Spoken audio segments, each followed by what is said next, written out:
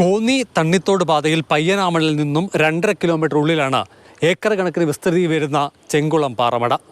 പൊട്ടിച്ച പാറയുടെ അവശിഷ്ടങ്ങൾ യന്ത്രസഹായത്തോടുകൂടി നീക്കുന്നതിനിടെ ഉച്ചയ്ക്ക് 2:45 അപകടം. ഉച്ചഭക്ഷണം കഴിഞ്ഞ് ചെറിയ വിശ്രമത്തിന് ശേഷം ജോലി പുനരാരംഭിച്ചതിന് പിന്നാലെയായിരുന്നു അപകടം. പൊട്ടിച്ച പാറക്കഷ്ണങ്ങൾ ബുൾഡോസർ ഉപയോഗിച്ച് നീക്കുകയായിരുന്നു അജയ് റായിയും സഹായി മഹാദേവ പ്രധാനും. ഇതിനിടെ 50 മീറ്റർ ഉയരെ നിന്ന് ഭീമൻ പാറക്കഷ്ണങ്ങൾ താഴേക്ക് പതിച്ചു. ബുൾഡോസർ തകർന്ന് തരിപ്പണമായി. മഹാദേവ പ്രധാൻ താഴേക്ക് തെറിച്ചു വീണു. അടർന്നു വീണ കൂറ്റൻ പാറക്കഷ്ണങ്ങളിൽ ഒന്ന് മഹാദേവ പ്രധാന്റെ ശരീരത്തിലാണ് പതിച്ചത്. അജയ് റായ് ഡ്രൈവർ ക്യാബിനുള്ളിൽ കുടുങ്ങി മരിച്ചുവെന്നാണ് കരുതുന്നത്. ഒരു റോഡ് അവിടെ നിന്ന് ഇങ്ങോട്ട് ക്ലിയർ ചെയ്ത് വരുന്നുണ്ട്. ആ ക്ലിയർ ചെയ്ത് വരുന്ന ആ റോഡ് ക്ലിയർ ചെയ്യാൻ ഹെൽപ്പറും ഓപ്പറേറ്ററും കൂടി ഇറ്റാച്ച് വന്നത്.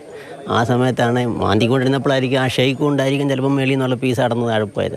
അപ്പോൾ അതിന് കീഴിൽ അവർ ഷക്കായിപ്പോയി. കണ്ടാൽ തന്നെ അറിയാം ഓരോ സ്റ്റെപ്പ് പൊട്ടിച്ചിരിക്കുന്നു. അങ്ങനെ പൊട്ടിച്ച് വരുന്ന കൂട്ടത്തിൽ ഇത് ക്ലിയർ ചെയ്തുകൊണ്ടിരുന്നപ്പോഴാണ് ആ മേളത്തെ പീസ് താഴെ പോകുന്നത്. ആ ഇറ്റാച്ച് കിടക്കുന്ന തന്നെ കാണാമല്ലോ, പപ്പടം പോലെ പൊടിഞ്ഞു പോയി. വിവരമറിഞ്ഞ് സ്ഥലത്തെത്തിയ ഫയർഫോഴ്സ് സംഘാംഗങ്ങൾക്ക് ആദ്യഘട്ടത്തിൽ ഒന്നും ചെയ്യാനാകുമായിരുന്നില്ല. ഇടയ്ക്കിടെ പാറക്കഷ്ണങ്ങൾ അടർന്നു വീണതും വെല്ലുവിളിയായി.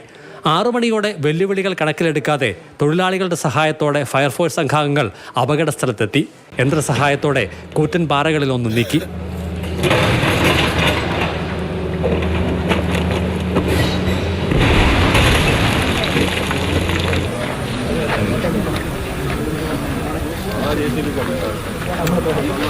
അപകടമുണ്ടായി 3.5 മണിക്കൂറുകൾക്ക് ശേഷം വൈകിട്ട് 6:20 ആദ്യ മൃതശരീര ഭാഗങ്ങൾ പുറത്തെടുക്കാനായത്. വലിയ പാറയുടെ അടിയിൽ അകപ്പെട്ടിരുന്ന മഹാദേവന്റെ ശരീരം ചതഞ്ഞ് അരഞ്ഞ നിലയിലായിരുന്നു. കൃത്യം 40 മിനിറ്റ് പിന്നിട്ടതോടെ അടർന്നിരുന്നതിൽ 2 കൂറ്റൻ പാറകൾ കൂടി താഴേക്ക് പതിച്ചു.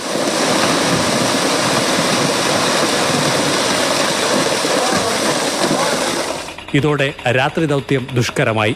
ഞങ്ങൾ ഡ്രോൺ വെച്ചിട്ട് സർവേ ചെയ്ത് നോക്കിയപ്പോൾ ആ കംപ്ലീറ്റ് ആയിട്ടും ആ ഹിറ്റാച്ചിയുടെ ഒരു ക്യാബിനടക്കം കല്ലിനടിയിലാണ്. ഈ ക്രെയിനടക്കമുള്ള ഉപകരണങ്ങൾ കൊണ്ടുവന്ന് കല്ല് മാറ്റാൻ വേണ്ടിയും ബാക്കി ലൈറ്റും കാര്യങ്ങളെല്ലാം റെഡിയാക്കുന്ന സമയത്തായിരുന്നു വീണ്ടും അവിടെ പാറ സ്ലിപ്പാവുകയും വലിയ ഒരു അപകടം ഒഴിവായി പോയത്.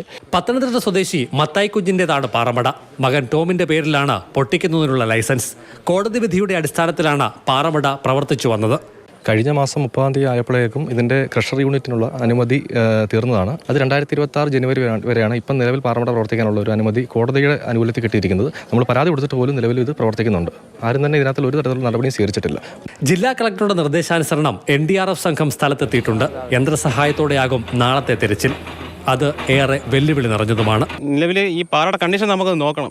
ഇപ്പോൾ ഒരു 5 മിനിറ്റ് മുമ്പ് ഈ പാറ വീണ്ടും താഴോട്ട് ഇടിഞ്ഞ് വീഴുന്നിട്ട് കാണാൻ പറ്റിയത്. ഇതൊരു വലിയ വെല്ലുവിളിയാണ്, എങ്കിലും നമുക്ക് ട്രൈ ചെയ്യാം.